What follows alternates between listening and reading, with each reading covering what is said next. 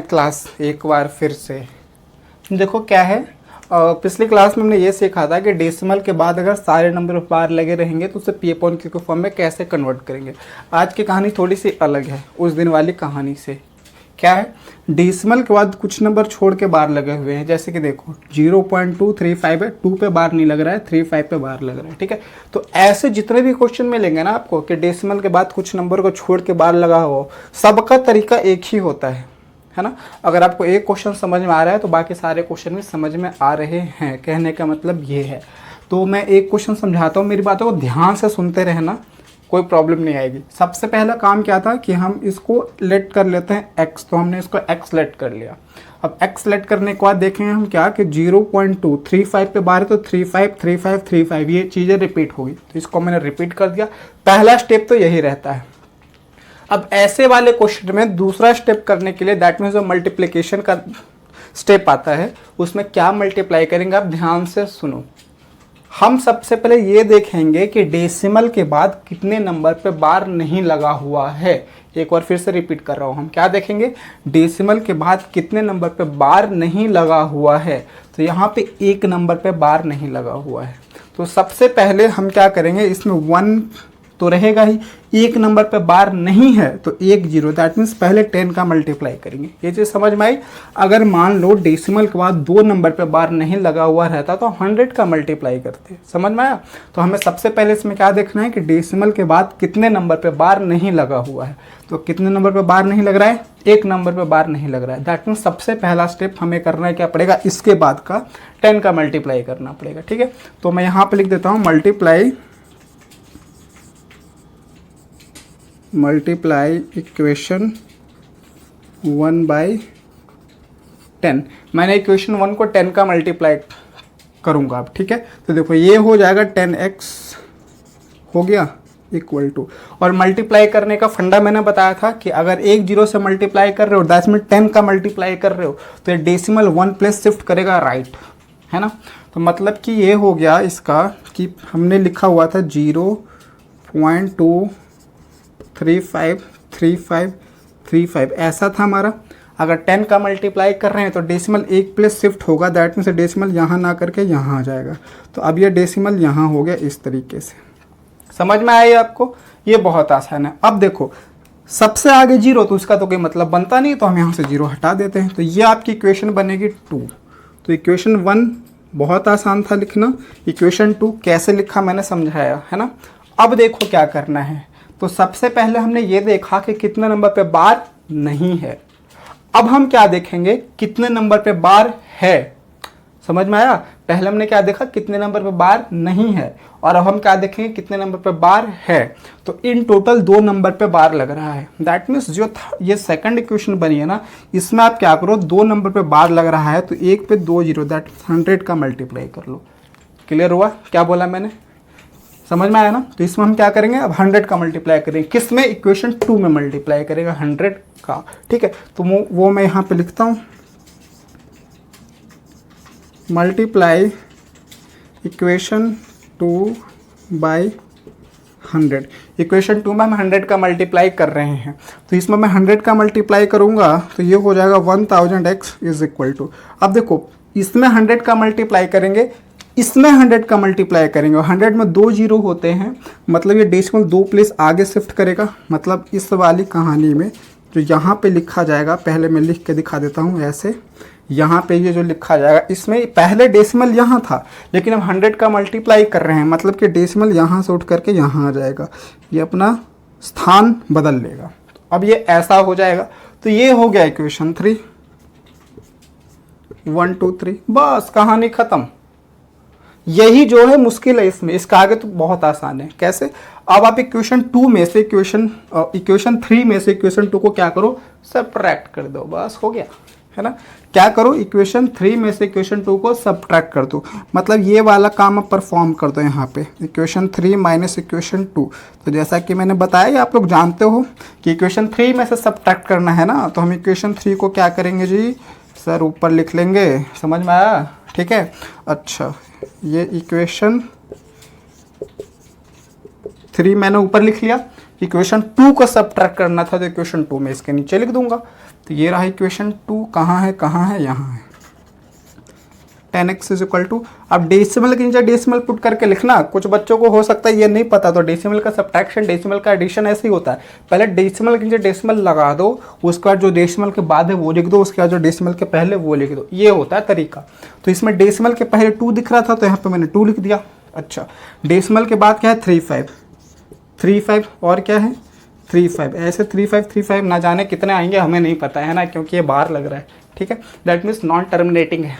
हो गया, सब्ट्रैक्ट कर दो। तो यहाँ पे माइनस का साइन लगा देता हूँ ताकि आप लोगों के दिमाग की बत्ती जले और आपको ये पता लगता रहे कि हमने किया क्या है, वरना कुछ बच्चे ये भी बोलते हैं सर कैसे कर दिया। समझ में आया? चलो, 1000 में से 10 गए, कौन बता देगा ये? अरे ये पहली क्लास का बच्चा मेरे ख्याल से बता सकता है। बता देगा क्या? अरे बता देगा। ठीक है, 1000 में से 10 गए तो ये हो जाएगा 990x इज इक्वल टू, इधर देखो क्या आएगा। अच्छा, डेसिमल के बाद तो सारी कहानी 0 बनेगी ना? बनेगी कि नहीं बनेगी? एग्री करते हो? बिल्कुल बनेगी। अब देखो 5 में से 2 गए, कितना आएगा भैया? 3 आएगा। अब यहाँ क्या है 3, तो ये तो 3 का 3 ही रहेगा और ये क्या रहेगा 2। अब डेसिमल के बाद सारे 0 है तो वो लिखो ना लिखो, किसको फ़र्क पड़ रहा है इससे? किसी को फ़र्क नहीं पड़ रहा है। ठीक है, तो ये ऐसे हो गया। अब भी बताने की ज़रूरत है क्या?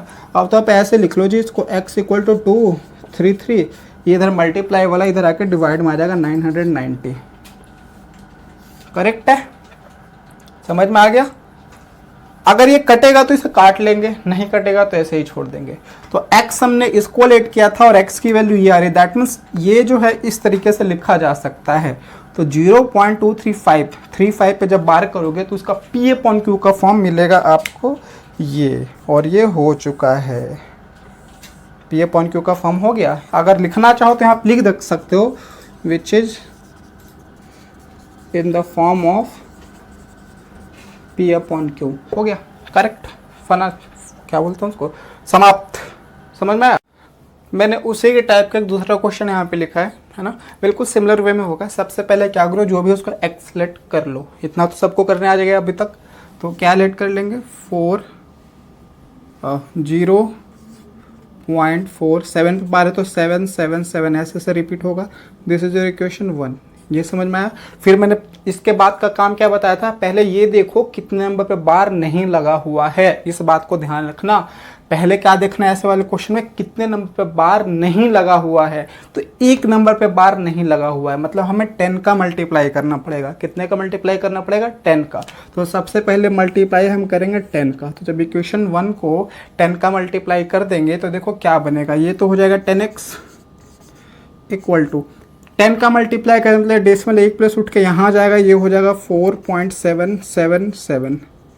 ये हो गया, ये इक्वेशन 2 हो गया। अब इसके बाद मैंने क्या बताया था, इक्वेशन 2 लिख लेने के बाद अब ये देखो कि कितने नंबर पे बार लगा हुआ है। क्या देखेंगे, कितने नंबर पे बार लगा हुआ है? तो 1 नंबर पे बार लगा हुआ है, मतलब कि इक्वेशन 2 में 1 नंबर पे बार लगे होने की वजह से 10 का ही मल्टीप्लाई होगा, है ना। तो 10 का मल्टीप्लाई और करना पड़ेगा, तो इक्वेशन 2 में भी 10 का मल्टीप्लाई करना पड़ेगा। तो इक्वेशन 2 में मैंने 10 का मल्टीप्लाई कर दिया। तो इक्वेशन 2 में जब 10 का मल्टीप्लाई करेंगे तो ये वाली वैल्यू आपकी हो जानी है 100x। इधर देखो क्या होगा, 10 का मल्टीप्लाई हो रहा है ना इसमें, मतलब ये डेसिमल 1 प्लस उठ के यहाँ जाएगा, मतलब ये ऐसा हो जाएगा। कैसा हो जाएगा? 47.777 ऐसा हो जाएगा। ये हो गया इक्वेशन 3। अब इक्वेशन 2 इक्वेशन 3 बन जाने के बाद हम क्या करते थे, 3 में से 2 को सब्ट्रैक्ट कर देते थे, यही करते थे। तो मैंने यहाँ पे लिख दिया 3 - 2 करना है आपको। तो 3 को ऊपर लिख लो, 3 क्या है 100x इज इक्वल टू 47.777। ये हो गया। और इक्वेशन 2 क्या था, 10x is equal to decimal के नीचे डेसिमल डालो और डेसिमल के पहले 4 है तो ये रहा 4, इसके बाद है 777। हो गया इस तरीके से। अब सब्ट्रैक्ट करो, तो फिर से मैं यहाँ पे माइनस का साइन लगा दे रहा हूँ ताकि आपको कोई कन्फ्यूज़न ही ना हो कि हमने किया क्या है। ठीक है, अब देखो 100 में से 10 गए, कितना 90 आएगा। 100 में से 10 जाएंगे, कितना आएगा 90 आएगा। तो ये हो गया 90x। इधर देखो डेसिमल के बाद तो सब 0 हो जाएगा, तो वो मैं नहीं लिखूंगा। ठीक है, 7 - 4 करेंगे 3 आएगा और ये 4 आएगा। इतना हो गया ये। अच्छा, इसके बाद क्या करेंगे, x इज इक्वल टू 43/90। अगर ये कटता तो इसे काट देते, लेकिन मुझे नहीं लग रहा है कि ये कटेगा, तो नहीं कटेगा तो इसे हम ऐसे ही रहने देंगे। तो जो कि P/Q के फॉर्म का है, तो यहाँ पे लिख दो which is of the form P/Q, और ये हो गया कंप्लीट। समझ में आया? तो डेसिमल पे अगर डेसिमल के बाद सारे नंबर पे बार ना लगे हुए हो तो ये तरीका हमें यूज करना है। अब इस तरीके का चाहे कितना भी खतरनाक सा क्वेश्चन हो, आपको इसी तरीके से करना है। समझ में आया? अच्छा, अब इसकी एक ट्रिक बता देता हूं मैं आपको, जो कि ट्रिक बहुत आसान है, एमसीक्यू वाले में हेल्प कर लीजिए आपको। जैसे कि क्या है, 0.47 है और यहाँ पे 7 पे बार है। सबसे पहला काम क्या करना है, सबसे पहला काम हमें करना है कि बिना डेसिमल के और बिना बार के जो नंबर बन रहा है उसे लिख लो। तो बिना डेसिमल के और बिना बार के 47 ही बन रहा है ओनली, ठीक है। अच्छा, इसके बाद क्या करेंगे ना, अब इसके बाद अब ये देखो कि कौन से नंबर पे बार नहीं लगा हुआ है। तो कौन से नंबर पे बार नहीं लगा हुआ है, 4 पे बार नहीं लगा हुआ है। तो जिस पे बार नहीं लगा हुआ है वो इसमें से सब्ट्रैक्ट कर लो। कर लिया? अब इसके बाद ऐसे डिवाइड वाली लाइन खींच दो, जिसको अपॉन बोलते हैं। ये मैंने खींच दिया। अभी क्या करना है, कितने नंबर पे बार लगा हुआ है, एक नंबर पे बार लगा हुआ है। तो जितने नंबर पे बार लगा हुआ रहेगा उतने 9 नीचे लिखने हैं। सबसे पहला काम, जितने नंबर पे बार लगा हुआ रहेगा उतने 9 नीचे लिख देने हैं। तो मैंने 1 9 लिख दिया, ठीक है। और जितने नंबर पे बार नहीं लगा हुआ है उतने 0 लगाने हैं। जितने नंबर पे बार नहीं लगा हुआ है उतने 0 लगाने हैं। तो चलो जी, उतने 0 मैंने लगा दिए। एक ही नंबर पे बार नहीं लगा हुआ तो इसलिए एक ही 0 लगा दिया। अब ये तो कोई भी बता देगा कि 47 - 4 करेंगे तो 43 आएगा सर, और नीचे 90 था तो 90 आएगा। देखो, ये हो गया लॉजिक ट्रिक, जिसको बोल सकते हैं हम फटाक से बिल्कुल एमसीक्यू क्वेश्चन के लिए देखो और टिक करो और आगे निकलो। लेकिन आपको अगर नीचे आता है एमसीक्यू में नहीं है तो ये इस तरीके से सॉल्व करना है, ठीक है। हो गया ये। अच्छा, इसके पहले वाला मैं क्वेश्चन जरा करके दिखाता हूँ आपको इसी मेथड से, इसी वाले ट्रिक से, लॉजिक से। क्या था वो था 0.32 था ना, 235, इन दोनों पे बार लगा हुआ था। तो ये वाला ट्रिक मैं यूज कर रहा हूँ। क्या बताया मैंने, पहले बिना बार और बिना डेसिमल का जो भी नंबर बनता है उसे लिख लो। तो ये बनेगा 235। इसके बाद मैंने क्या बताया, इसके बाद मैंने ये बताया कि जिस पे बार नहीं है वो इसमें से सब्ट्रैक्ट कर लो। तो किस पे बार नहीं है, 2 पे बार नहीं है, तो मैंने 2 को क्या किया, सब्ट्रैक्ट कर दिया।